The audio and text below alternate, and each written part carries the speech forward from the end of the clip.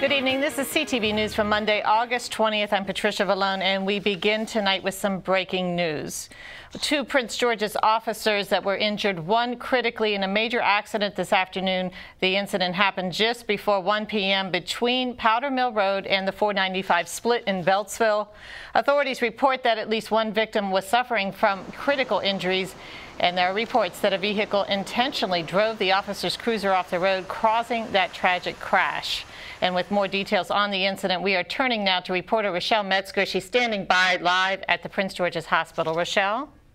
Hi, Patty. Police Union President Vince Canales is calling this a very sad day. Truly it is. It's a somber scene here at Prince George's Hospital. Dozens of officers have come to support the two policemen and their families. They're supporting each other, really. Some are visibly distraught and in tears as we've learned that one of the officers has indeed died. He suffered massive head trauma. The other officer suffered multiple non-life-threatening injuries and will survive. Now, the police chief held a press conference minutes ago. He told us the two officers from the 6th District were investigating a possible theft crime in the Laurel Beltsville area. They attempted to follow a suspect vehicle. This was around 12:30 p.m. While following the car on Interstate 95 in Beltsville, just south of Powder Mill Road, the police cruiser left the roadway and overturned into a ditch. The driver was ejected and pronounced dead. Now, police are not releasing his name yet, pending notification of the family, but we are told he was really young, just 23 years old. He had been with the force about 2.5 years. He grew up in Laurel and was involved in the Explorers program, working with local youth. The second officer, who remains in the hospital tonight for treatment, has been with the department about a year. Now, as far as the investigation goes and the suspect vehicle, police say it was a silver Acura TL with temporary tags. They aren't confirming reports that the suspects may have been driving at excessive speeds. The accident reconstruction crew remains on the scene, and at this time, they're collecting evidence, so you can expect major delays and closures in the area of the Beltway to continue tonight as the investigation is ongoing, and police are asking anyone who may have been in the area at the time and may have witnessed this incident to call Crime Solvers. That number is 1-866-411-TIPS. That's all I have for tonight, but certainly we will be following this as the days come and the investigation continues. From Prince George's Hospital, Rochelle Metzger, back to you all in the studio. Rochelle, have you heard any reports that we have heard that witnesses are saying, as well as police sources, that the suspect vehicle actually tried to drive the police cruiser off of the road? We have been hearing witness reports, but police say the investigation as of now is ongoing, and they're not releasing any information regarding how the officers came to be on the side of the road, how the vehicle may have flipped. Like I said, there were reports that the suspect vehicle was driving at excessive speeds, but they're letting this investigation continue as the accident reconstruction team collects the evidence, and we'll hopefully learn these details in the following days. All right, thank you, Rochelle, for that report. As we said, she was reporting live from Chevrolet. Well, ready or not, school is back in session in Prince George's. Today, tens of thousands of students officially began the first day of classes for the 2012-2013 academic year. From Greenbelt to Landover, we have several reports tonight on the first day of school. We turn back now to Rochelle Metzger, who was at Cora Rice Elementary as eager students arrived this morning. For the past week, teachers here at Cora Rice Elementary have been getting ready for the new academic year, and this morning they're seeing the fruits of their labor as parents escort students to the first day of classes. And other than a little rain, so far everything is running smoothly. They arrived by bus, by car, and on foot. Students dressed in blue uniforms and carrying shiny backpacks filed through the doors to get checked in and learn their classroom assignments. Despite some last-minute registrations and late stragglers, Principal Maddie Turman says things got off to a good start. I came here this morning about 6:45, and parents were already here, so they're really eager to see who their child is going to be left in the hands of. Even the wet weather couldn't dampen the spirits of students who say they're happy to be heading back to class. It's because I will have something to do for the whole day, and I can have fun learning and talking with my friends. Because you get to learn and listen to the teacher. I like math sometimes, and then I like science. Kamaya Baltus is already setting goals for her 6th grade year. I have a lot of friends here, but I'm focused on work this year. She is also tasked with keeping an eye on little brother DeAndre. Are you excited for school? Yes. What grade are you going to be in? Kindergarten.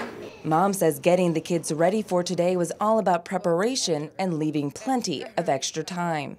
Last night we got all our stuff situated and stuff, and this morning we got up, packed our snacks and stuff, and it was actually a smooth sailing.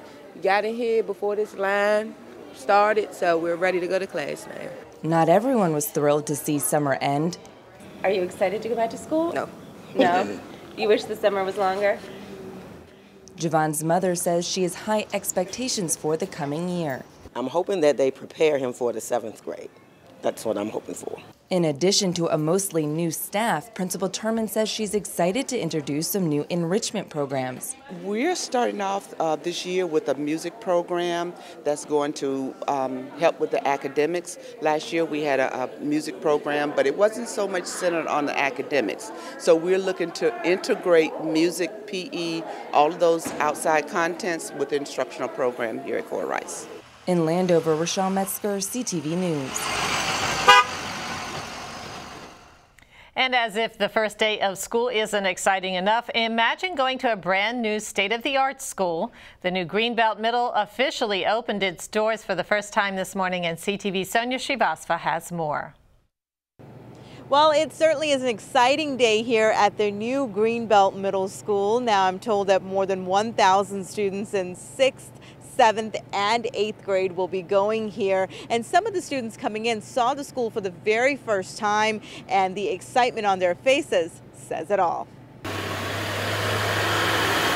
It's time to say goodbye to summer and hello to the first day of school. 6th grader Justin Goss is excited to make the transition to middle school. He admits he's a little nervous to see the new building. I'm just nervous. You're nervous? Yeah. Why are you nervous? Because I might get lost and anything, but I got help. When the children have a beautiful surrounding, atmosphere is nice, you know, they take pride in it. And I think that pride is very important for the kids to have pride in their school. I love it. I love the new design, everything. The new 2-story green building will have more than 1,000 students in grades 6 through 8. Last year, the school had around 650 students.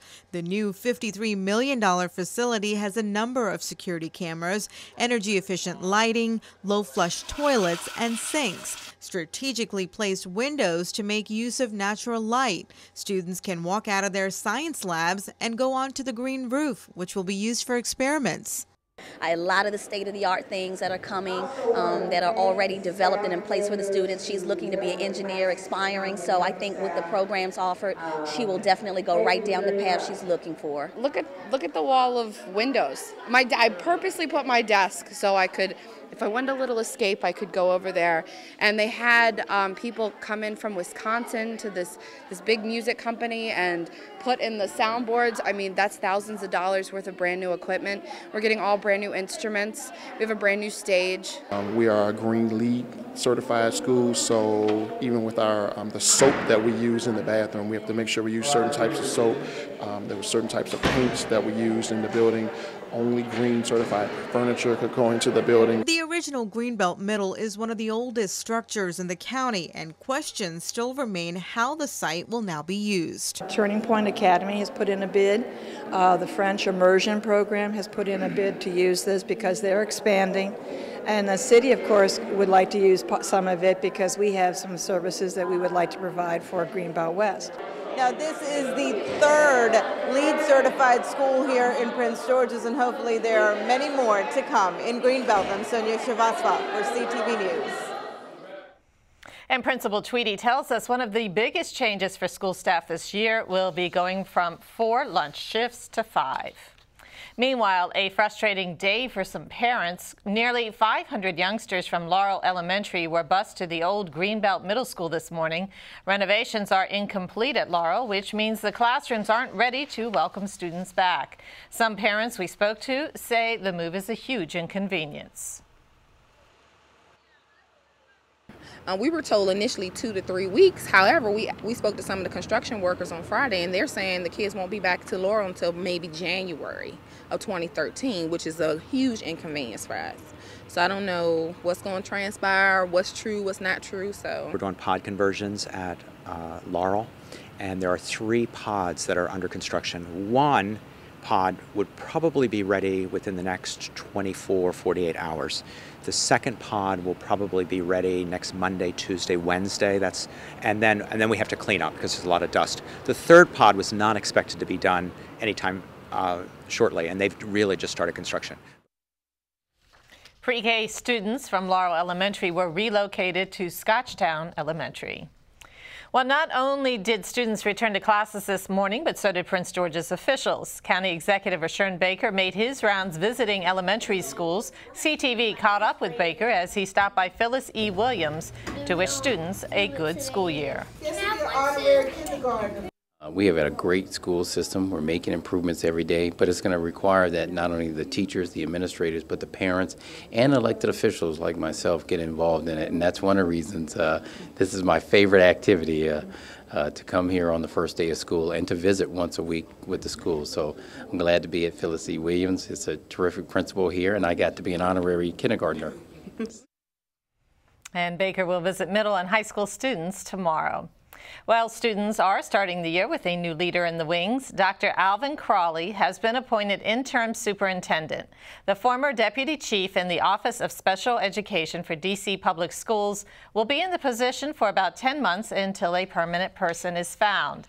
But for the next month, Crawley will be working with the current superintendent to continue moving the school district forward. Denise Douglas has more on the future of county schools. Dr. Height has made progress with the schools during his 6 years here in the county, but is it enough, and what else needs to be done? On this first day of school, we asked him those questions and much more. Here's what he had to say. This is a bittersweet day for me. We're very excited to get schools off to a tremendous start. But it is the last time that Dr. William Height will be on hand in the county for the start of the new school year.